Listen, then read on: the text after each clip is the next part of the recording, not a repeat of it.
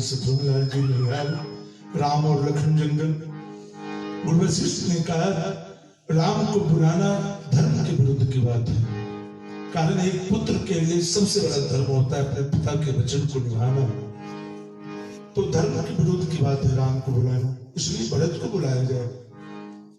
दो सिपाही गया, हे भरतलाल जी गुरुदेव बुला रहे हैं। भरतलाल जी कह रहे बात क्या है ये भी तो बताओ।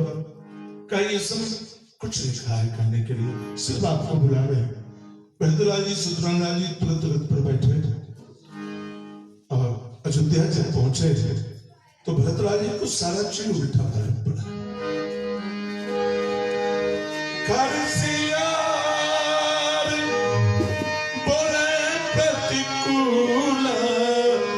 सुन सुन होई भरत मन सुना।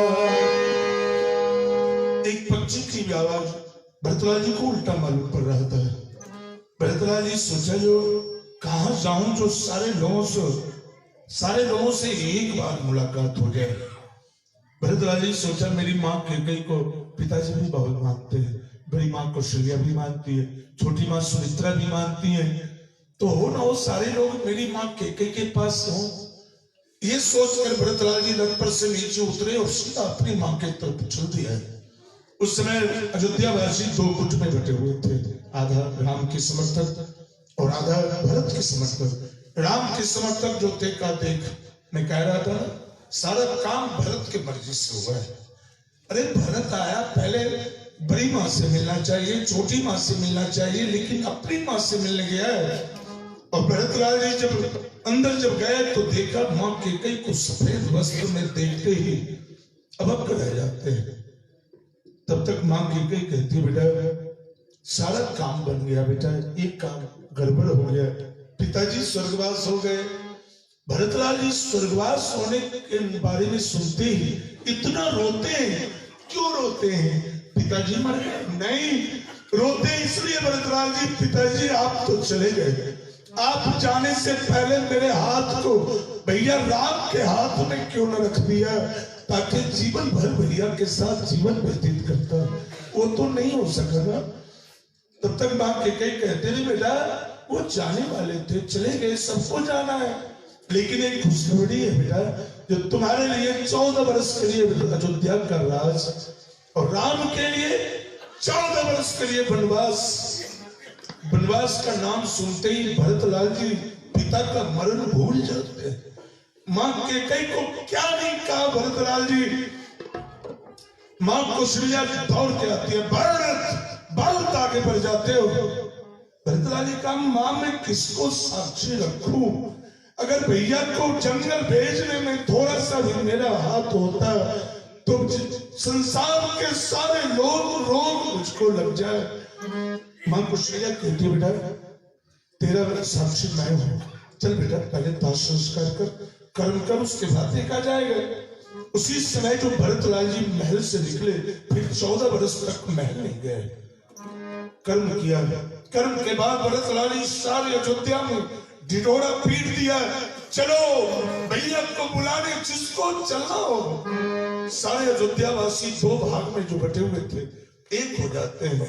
आगे आगे भरतलाल जी आन मिलो मोहे आन मिलो मोहे आन मिलो मोहे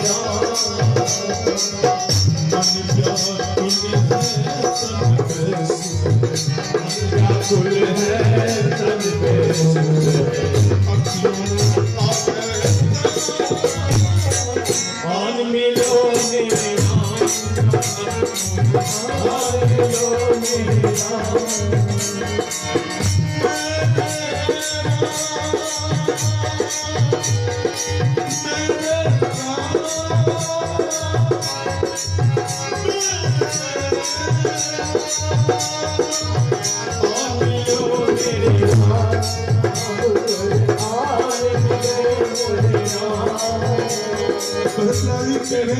तुम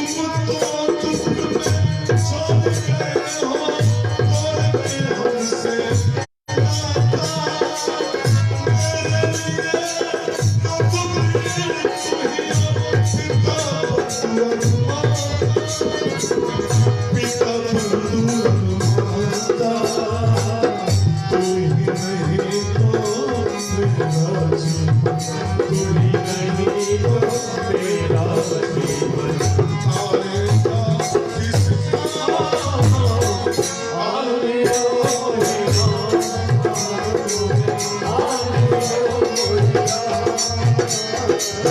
किसका अयोध्यावासी के साथ आते देखकर केवट देखा का सारे नौका को बीच मझधार में ले चलो, एक भी अयोध्यावासी को पार नहीं उतारना है। हमारे पंकज सिंह जी ने 100 रुपए से आशीर्वाद दिया, रोहित कुमार जी ने 100 रुपए से आशीर्वाद दिया, धन्यवाद भैया।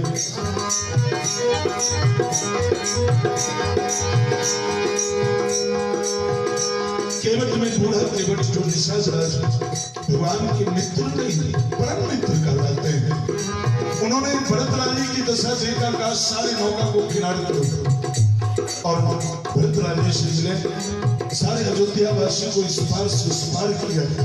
केवट पता बता रहे हैं भरतलाली, रात में प्रभु यही विश्राम किए थे, तो प्रभु जहाँ अपना चरण रखते थे वहां पथरीली जमीन भी मोम बन जाया करता था, और भगवान के चरण चिन्ह उगे हुए देखकर भरतलाल जी अपने आंसुओं से चरण चिन्ह को भर दिया। जिस पथ से तू चले उसी पे कन कन बने सितारे, हमसे तो बदले जो चुभे चरण दिहारे, तूने चरण दिहारे,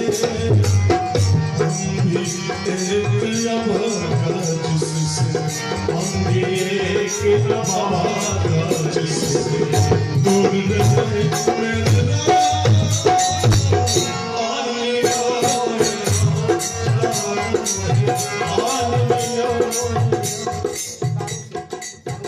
एक दारू सिंह ने 100 रुपए से आशीर्वाद दिया है।